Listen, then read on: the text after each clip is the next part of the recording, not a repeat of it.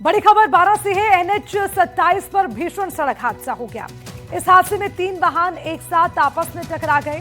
Trailer ने car को टक्कर मारी। कार भूसे से भरे हुए ट्रैक्टर ट्रॉली से जा टकराई, यानी कि एक के बाद एक तीनों वाहनों में टक्कर हो गई। ट्रैक्टर, ट्रॉली और ट्रेलर हाईवे पर पलट गए। कार पूरी तरह से चकनाचूर हो गई। कार सवार 5 लोगों की जान बाल बाल बच गई। यहाँ पर भूल भुलैया सर्किल के पास यह हादसा हुआ, लेकिन गनीमत ये रही कि इतनी जोरदार टक्कर के बाद भी किसी को कोई जनहानि नहीं हुई। हमारी गाड़ी यहाँ से निकली, पीछे से ट्रक था, आई साइड ट्रैक्टर था। हम यहाँ से निकल रहे थे, गुजर रहे थे, पीछे से एकदम से ट्रक स्पीड में आया। ट्रक ने पीछे से कार को धक्का मारा। कार सीधी ट्रैक्टर में घुस गई और जो हमारी गाड़ी है दोनों ट्रैक्टर और ट्रक के बीच में फंस गई थी। हम बड़ी मुश्किल से जान बचा के बाहर निकले। अब बड़ी खबर बूंदी से है, जहां नैनवा जैन मंदिर परिसर में हादसा हो गया। यहां पर पट्टी टूटने की वजह से 3 मजदूर गंभीर रूप से घायल हो गए। ये बड़ी खबर बूंदी से मिल रही है। पट्टी के टूटने से 3 मजदूरों के घायल होने की जानकारी। मरम्मत का काम चल रहा था, उसी दौरान यह हादसा हुआ। इस हादसे के बाद अफरा तफरी मच गई। हालत गंभीर होने के चलते मजदूरों को रेफर कर दिया गया। घटना के बाद निर्माण कार्य की सुरक्षा पर भी सवाल उठ रहे हैं। नैनवा स्थित बड़ा जैन मंदिर के पास यह घटना हुई। अब खबर जयपुर ग्रामीण से है, जहां चाकसू कस्बे में चोरी के आरोप को लेकर एक युवक के साथ मारपीट का मामला सामने आया। यहां पर जानकारी के अनुसार कृषि मंडी में अपनी उपज बेचने के लिए एक किसान के वाहन से कट्टा चोरी होने का आरोप लगाते हुए लोगों ने एक युवक को पकड़ लिया। आरोप है कि मौके पर मौजूद लोगों ने युवक को बांधकर उसकी जमकर पिटाई कर दी।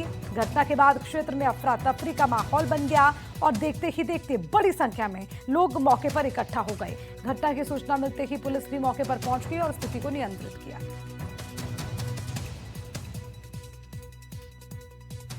अब खबर अलवर से है।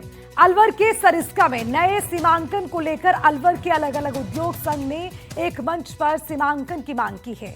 व्यवसाय यूनियन ने प्रेस वार्ता कर सुप्रीम कोर्ट की ओर से कराई जा रही सरिस्का सीमांकन का स्वागत किया। उनका यह कहना है कि सीमांकन होने से सरिस्का के क्षेत्र में बढ़ोतरी होगी और व्यवसाय और व्यापार पर्यटन के रास्ते साफ हो जाएंगे। आपको ये भी बता दें कि अलवर के व्यवसायी लगातार सीमांकन की मांग करते रहे हैं। आज अलवर जिले के 10 व्यापारिक और औद्योगिक संगठनों ने एक साथ मिलकर यह प्रेस वार्ता आयोजित की है। इसका उद्देश्य अलवर के विकास में सरिस्का टाइगर रिजर्व के क्षेत्र को लेकर जो चुनौतियां आ रही हैं उसके विषय में अभी फिलहाल जो सरिस्का के क्षेत्र को रैशनलाइज करने की प्रक्रिया चल रही है, उसमें जो चुनौतियां आ रही हैं उसके विषय में प्रेस को जानकारी देना और कुछ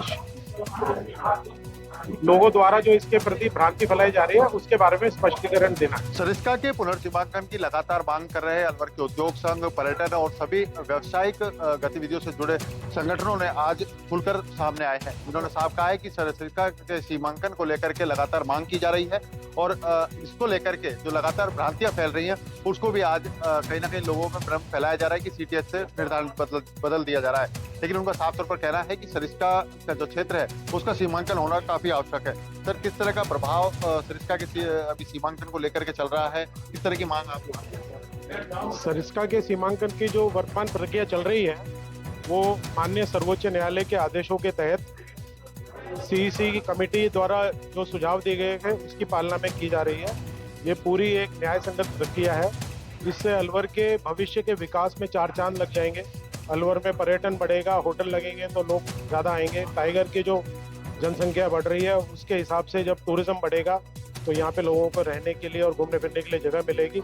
उद्योग जो खनिज आधारित हैं उनको जो फिलहाल रुकावट का सामना करना पड़ रहा है उनमें भी तेज गति आई। तो किस तरह से मान रहे हैं आप, निवेशक जो है यहाँ आते हैं उनको सामना करना पड़ता है, निवेश के बाद उनके साथ रोड टाइप हो जाता है जैसे उनको पता ही नहीं होता जमीन नहीं। देखिए, ऐसा है कि ये बात आपकी सही है कि जानकारी का अभाव और एक निर्धारित प्रक्रिया के तहत जो बफर का उन्होंने निर्धारण किया वो नहीं हुआ।